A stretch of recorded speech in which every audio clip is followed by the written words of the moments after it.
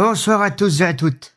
Comme je vous l'avais promis, je suis de retour avec quelques histoires qui vont rythmer cette période de l'Avent.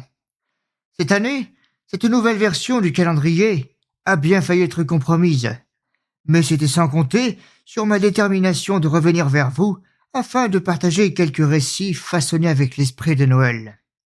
Je suis posé au coin de la cheminée où les rondins dévorés par les flammes vous offriront chaleur et réconfort à toutes les dures journées vécues.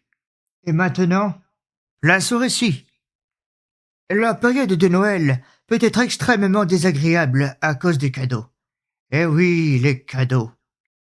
On veut toujours trouver le bon pour chaque être cher. Et si généralement nous y parvenons, quelquefois nous nous ratons. C'est extrêmement frustrant. Nous sommes dans la petite ville de Springfield, aux États-Unis. Qu'est-ce qui pourrait plaire à Marge? Un petit toasto, je sais pas cuisiner? Non. Marge sait faire la bouffe. Oh, un aspirateur ultra puissant? Non, Marge en a déjà 3. Punaise, qu'est-ce que je vais lui offrir? Ouh, une machine à faire des donuts! Comme ça, Marge pourra me faire plaisir et elle sera contente que je sois heureux. Bon, Lisa maintenant. Et ne sachant pas que faire, il se rendit vers un vendeur pour lui demander conseil. Monsieur, votre fille aime-t-elle les jeux vidéo? Absolument! C'est sa passion. Elle est avec eux comme moi avec la bière. Aime-t-elle les jeux d'exploitation des animaux? Je sais qu'elle a un truc qu'elle aime bien avec les animaux. Je sais plus quoi, mais ça doit être ça.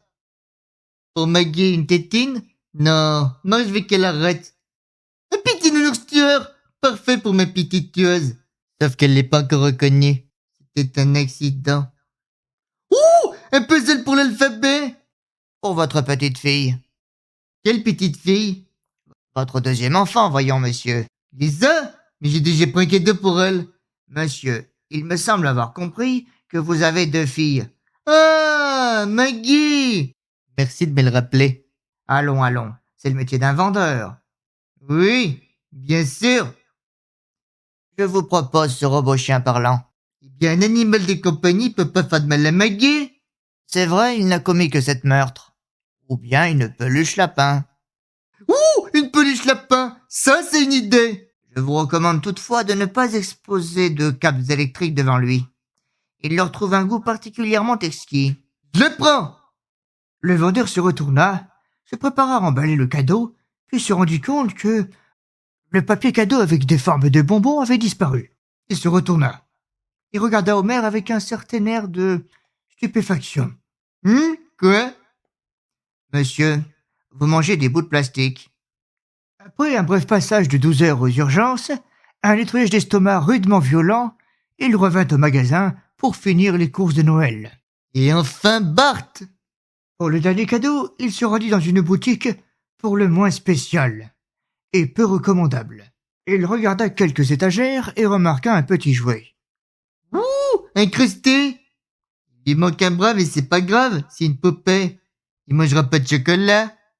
Il l'actionne, la mâchoire inférieure tombe. Rassurez-vous, monsieur, lui lança le vendeur. Il suffit juste de lui remettre la mâchoire, et si ça vous agace, il faudra simplement la recoller. Même si votre boutique a l'air pas nette et que vous schlinguez, je vais vous faire confiance. Écoute, Homer, je suis pas sûr que ce soit une si bonne idée. Qu'est-ce que tu fais là, toi? Tu m'as demandé de venir t'aider pour les courses de Noël. Mais bah maintenant dégage. Tu m'as fait sortir de la maison de retraite, mon jour préféré pour ça. T'es un vieux, tu passes ton temps que pour mourir. C'est pas une journée de plus ou de moins à la maison de retraite qui changera les choses. D'ailleurs, toi, qu'est-ce que tu voudrais? Puisque tu le demandes, que dalle! Merci de ton sacrifice, papa. Voilà, ça c'est fait. Mais Homer! Dans la voiture. Oh! Mais alors que l'affaire semblait dans la poche, un homme survint. Un homme assez connu dans la ville, mais pas en bon point. Il lança une phrase. « oh la vache! Monsieur le vendeur, j'ai besoin d'une poupée pour mon fils. Oh la vache! Je suis désolé, monsieur, mais ce client vient de prendre la dernière. » Simpson, ça ferait très plaisir à Ralphie, et ce serait dommage que je doive vous mettre une amende pour des faits défectueux. Je suis arrivé le premier, il est à moi. Oh, vous l'aurez voulu. Il sort un livret d'amende et commence une énumération. Rien défectueux, rétroviseur hors d'usage. Une course-poursuite commença et le chef fit tout pour être devant la voiture avant Homer. Le premier arrivé fut le chef. Et malgré maints efforts, il ne parvint pas à rendre réelles les causes de l'amende. Oula, mais comment ils sont faits ces rétros? Vous pouvez m'aider? Oh. Pris d'une crise d'intelligence sans précédent, Homer ne trouva rien de mieux à faire que de casser ses propres rétroviseurs. Et alors d'un soupir désespéré, il dit « Voilà. » Le chef répliqua « Merci Simpson, ce sera pris en compte lors du procès. Hein? Mais quel procès? Celui pour conduite d'un véhicule sans feu ni rétroviseur. Conduite très dangereuse. » Oh, punaise, Marge va me tuer. Tu vois, c'est ce qui se passe quand on te laisse le contrôle, pauvre andouille. Et c'est sur ces mots très touchants du grand-père Simpson que notre histoire touche à sa fin. J'espère qu'elle vous aura plu. À la semaine prochaine.